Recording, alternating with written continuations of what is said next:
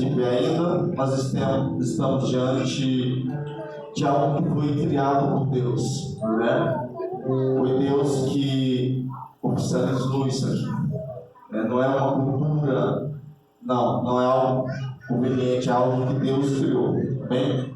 E nós queremos deixar uma palavra para o casal nessa noite, uma palavra da parte do Senhor, nosso Deus, oficializando esse momento tão esperado na vida de vocês, né? Sei que vocês lutaram muito por este momento, aguardaram muito este momento,